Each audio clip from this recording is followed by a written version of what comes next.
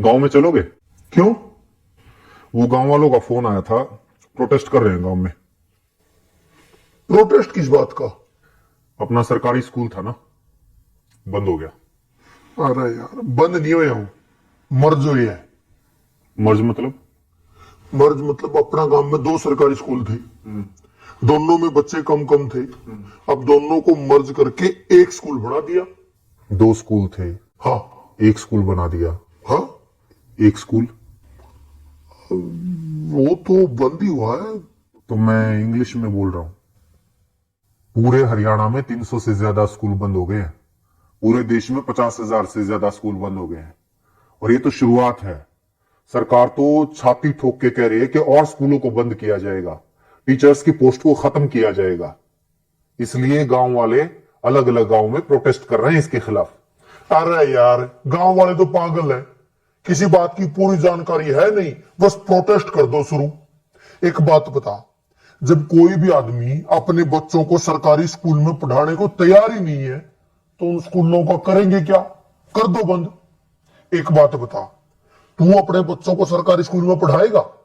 मतलब मैं अपने बच्चों को सरकारी बस में नहीं भेजता तो सरकारी बसों को खत्म कर दो। मैं अपने बच्चों को ट्रेन में नहीं भेजता तो ट्रेन को खत्म कर दो। मैं अपने बच्चों को सरकारी स्कूलों में नहीं भेजता तो सरकारी स्कूलों को खत्म कर दो। मेरे तो बच्चे ही नहीं हैं तो सारे देश के बच्चों को खत्म कर दो। ये क्या लॉजिक हुआ? अरे तू अपनी छोड़, एक बात बता, सरकारी स्कूलों में जितने टीचर्स हैं क्या वो अपने बच्चों को सरकारी स्कूलों में पढ़ाते हैं?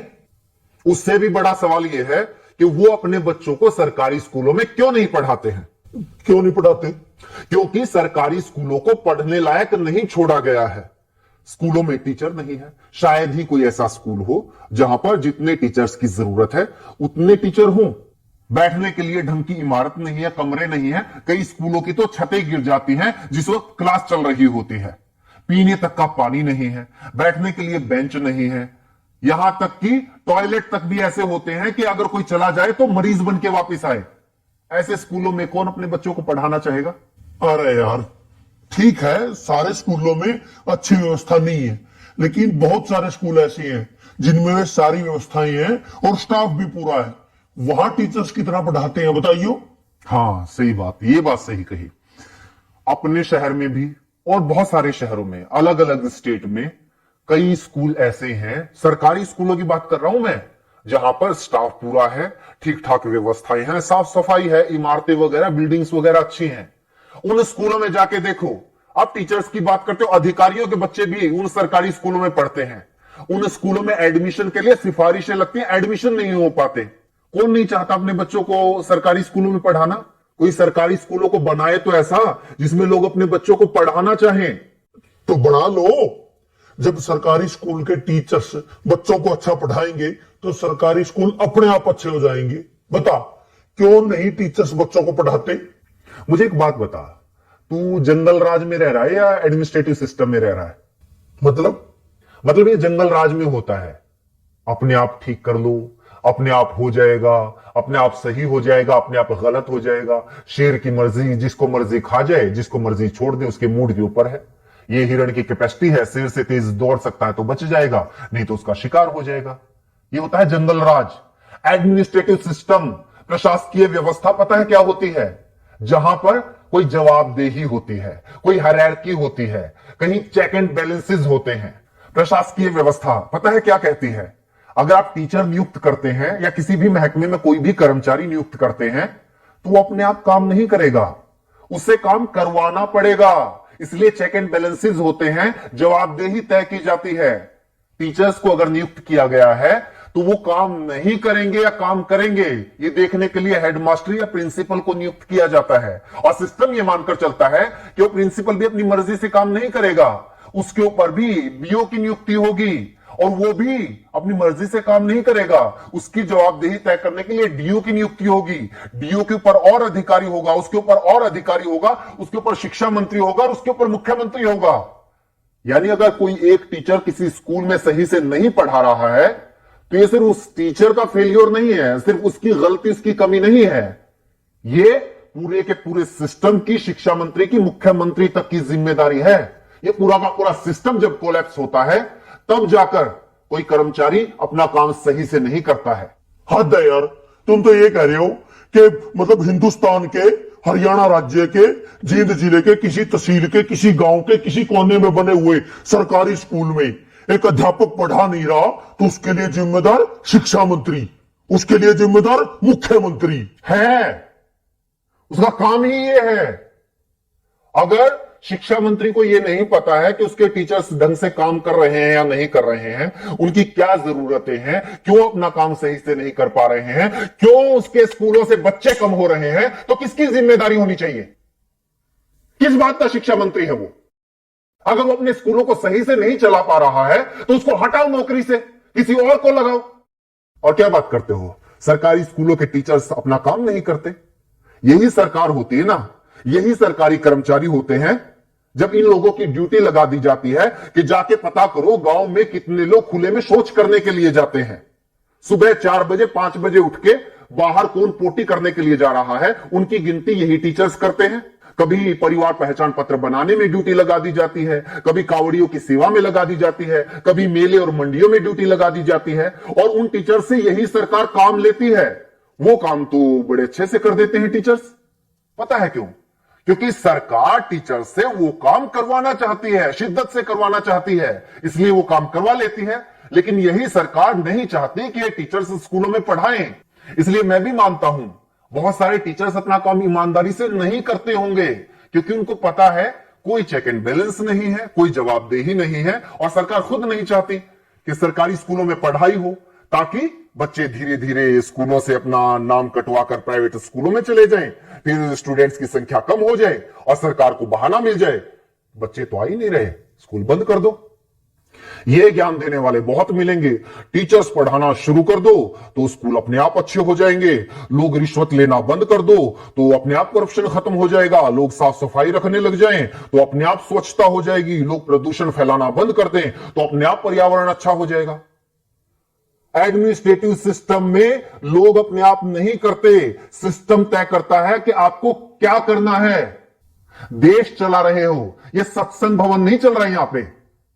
चल ठीक है, ये जो पढ़ा रहे हैं या नहीं पढ़ा रहे, सैलरी पता है उनकी कितनी है? 70,000, 80,000। प्राइवेट स्कूलों में भी टीचर हैं 20-20, 25-25 हजार में, इनसे काफी अच्छा पढ़ाते हैं। इनकी सैलरी इतनी क्यों है? अब इस बात को तो क्या जवाब दूं? रुक एक बार, एक लिस्ट में इसी की निकाली थी मैंने। अपने देश में बहुत सारे लोगों को यह लगता है कि टीचर्स की सैलरी बहुत है, लेकिन जो दुनिया के अच्छे अच्छे देश है ना, जहां पर अच्छा एजुकेशन सिस्टम है, लाइफ लिविंग स्टैंडर्ड है, जहां का वीजा लगवाने के लिए दुनिया भर के लोग मरते हैं, उन देशों की बात कर। कनाडा में $1,00,000 सालाना, $1,00,000 सालाना टीचर्स की औसत इनकम है। पता कितना हुआ? 1 लाख को 80 से गुना कर 80 लाख रुपए सालाना, बता महीने की कितनी सैलरी हुई। जर्मनी में 63,000 यूरो, वो भी लगभग 80 रुपए के बराबर है, उसको भी 80 से गुना कर। आगे आजा, नीदरलैंड में 60,000 यूरो, ऑस्ट्रेलिया में 98,000, लगभग $1,00,000, यूएसए में $60,000, आयरलैंड में $48,000, डेनमार्क में 47,000 यूरो, ऑस्ट्रिया में 45,000 यूरो। और तुम लोगों को यह लगता है कि हमारे देश में टीचर्स की सैलरी तो पता नहीं बहुत ज्यादा है। प्राइवेट स्कूलों में तो 20,000 में पढ़ा रहे हैं। जब सरकारी स्कूल वालों की 20,000 रुपए सैलरी कर दोगे ना, तो फिर 10,000 वाले आएंगे, वो कहेंगे कि हम 10,000 में पढ़ाने के लिए तैयार हैं। और जब 10,000 सैलरी कर दोगे तो 5,000 वाले आएंगे, और जब 5,000 कर दोगे तो 500 रुपए वाले आएंगे कि हम 500 रुपए में पढ़ाने के लिए तैयार हैं। और जब 500 कर दोगे तो वो लोग भी आएंगे कि जी बस 2 टाइम की रोटी दे देना, हम तो उसी में पढ़ा लेंगे। और जब वो भी कर दोगे तो वो भी आएंगे कि रोटी की भी जरूरत नहीं है, सिर छुपाने के लिए बस छत दे देना तो हम पढ़ा लेंगे। कितना नीचे जाओगे? बनना तो अमेरिका कनाडा है, लेकिन नीतियां तुम्हें सोमालिया जैसी चाहिए। इसीलिए तो हमारे देश के जो अच्छे वैज्ञानिक हैं वो मौका मिलते ही विदेश में कट लेते हैं। अच्छे इंजीनियर विदेश में चले जाते हैं, और अच्छे पढ़ाने वाले भी विदेश में चले जाते हैं। दुनिया का ढंग का ऐसा कोई विकसित देश उठाकर देख लो, वहां पर शिक्षा मुफ्त होगी या फिर बहुत थोड़ा बहुत खर्च करके कोई भी अपने बच्चों को अच्छी शिक्षा दे सकता है। स्वास्थ्य सेवाएं मुफ्त होंगी या फिर थोड़े बहुत खर्चे पर कोई भी अपना इलाज करवा सकता है। हाँ, ये आई बात। मुफ्त स्वास्थ्य सेवाएं, मुफ्त शिक्षा, मुफ्त ट्रांसपोर्ट, मुफ्त। ये जो मुफ्त की रेवड़ियों वाला सिस्टम है ना, यही गलत है। क्यों दे भाई मुफ्त? एक तो ये बात गलती से मुझसे ही निकल गई, फ्री। फ्री क्या होता है? तो सरकार को टैक्स देता है, हाँ, 28% तक जीएसटी देता है, दूध दही तक के ऊपर भी टैक्स है, पानी तक के ऊपर टैक्स है, कहीं इनकम टैक्स, कहीं प्रॉपर्टी टैक्स, कहीं जुर्माना है, कहीं टोल टैक्स, गाड़ी लो तो टैक्स, सुई लो तो टैक्स, हवाई जहाज लो तो टैक्स। 50 तरह के टैक्स देता है। पैदा होने वाले बच्चे से लेकर मरने वाले आदमी तक इस देश में हर कोई टैक्स देता है। एक भिखारी से लेकर अडानी अंबानी तक इस देश में हर कोई टैक्स देता है। लेकिन बदले में सरकार क्या देती है? अगर बदले में सरकार हमारे बच्चे को एजुकेशन तक नहीं दे पाती, बदले में सरकार हमारे बच्चे को हेल्थ सर्विसेज तक नहीं दे पाती, तो किस बात का टैक्स भाई? बात पता है क्या है? आज तो तुम लोगों की थोड़ी बहुत औकात हो गई है कि भाई 5-10 हजार रुपए महीने के तो अपने चिंटू मिंटू को पढ़ाने के लिए हम दे ही सकते हैं, इसलिए क्या करना है सरकारी स्कूलों का? करो बंद। अपने चिंटू मिंटू की चिंता है, लेकिन वो जो मनरेगा के मजदूर हैं वो कहां से लेके आएंगे भाई 5-5, 10-10 हजार रुपए महीने की फीस? उनके बच्चे कहां पढ़ेंगे? मजदूरों के बच्चे, गरीब किसानों के बच्चे, उन लोगों के बच्चे कहां पढ़ेंगे जो लोग दिन में 100 रुपए कमा के लेके आते हैं और 80 रुपए का पौवा पी के सो जाते हैं बीवी को पीट के? वो बच्चे कहां जाएंगे? अगर ऐसी ही सोच कुछ साल पहले और लोगों की होती तो ना तो किसी मल्लाह के बेटे को अब्दुल कलाम देश के राष्ट्रपति बनना था और ना ही किसी चाय बेचने वाले के बेटे को प्रधानमंत्री बनना था। जाके पढ़ लो इन लोगों का इतिहास, जीवनियां। कौन से सेंट जोसेफ कॉन्वेंट स्कूल में पढ़े थे, इन्हीं सरकारी स्कूलों में पढ़ के इतने बड़े लोग बने हैं ये। और कॉन्वेंट स्कूलों में अपने बच्चों को पढ़ाकर चौड़ा होने वालों, याद रखना कुछ सालों के बाद अपने इन्हीं चिंटू मिंटू का नाम सरकारी कॉलेज, सरकारी यूनिवर्सिटी, सरकारी आईआईटी, सरकारी आईएएम, एनआईटी, सरकारी संस्थानों की लिस्ट में ढूंढते हुए मिलोगे। तब तो नहीं कहोगे कि ना हम तो अपने बच्चों को सरकारी यूनिवर्सिटी में नहीं पढ़ाएंगे, सरकारी कॉलेज में नहीं पढ़ाएंगे, हमें तो डीयू में एडमिशन नहीं चाहिए, पीयू में एडमिशन नहीं चाहिए, एमडीयू में, केयू में एडमिशन नहीं चाहिए। तब भी पढ़ा लेना अपने बच्चों को प्राइवेट कॉलेज में या फिर प्राइवेट यूनिवर्सिटी में। पता है क्यों? क्योंकि प्राइवेट यूनिवर्सिटी से डिग्री करने वालों को तो मानते भी नहीं लोग कि ये सही डिग्री होगी, क्या पता फर्जी हो। ये रुतबा है आज भी सरकारी संस्थानों का, और कुछ साल पहले तक सरकारी स्कूलों का भी यही रुतबा था। लेकिन धीरे धीरे धीरे धीरे हालात ऐसे कर दिए कि आज सरकारी स्कूलों को बंद करने की मांग वो लोग कर रहे हैं जो खुद सरकारी स्कूलों में पढ़कर यहां तक पहुंचे हैं। मेरा ऊपर क्यों गर्म हो रहा है? मैं तो ये कह रहा हूं कि मतलब सारा सिस्टम ही खराब है। हाँ तो सिस्टम को सुधारो ना। ये क्या बात हुई? सरकारी स्कूलों को बंद कर दो, सरकारी अस्पतालों को बंद कर दो, सरकारी बस सेवा को बंद कर दो, सरकारी रेलवे को बंद कर दो। ये सारी चीजें अगर सरकारी बंद हो जाएंगी, ये सारी चीजें प्राइवेट हो जाएंगी, तो फिर सरकार क्यों सरकारी होनी चाहिए? 20,000 रुपए में शिक्षा मंत्री भी मिल जाएगा, 25,000 रुपए मुख्यमंत्री भी मिल जाएगा। असल में तो फ्री में मिल जाएगा। असल में तो उल्टा मुख्यमंत्री शिक्षा मंत्री बनने के लिए पैसे देने वाले लोग मिल जाएंगे। इनको भी ले आओ प्राइवेट। सिस्टम को सुधारने की बात करो ना।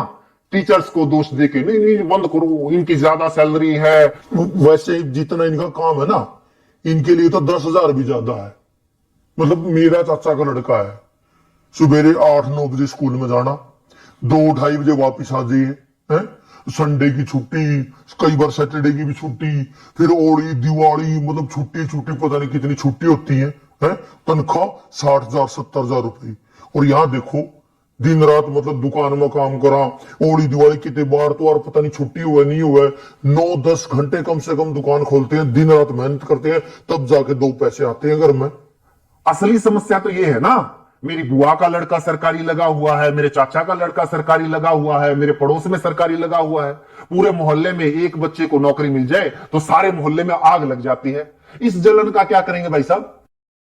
बस लोगों को यह चाहिए कि भी हमारी एक आंख फूटी हुई है तो सामने वाले की दोनों फोड़ दो।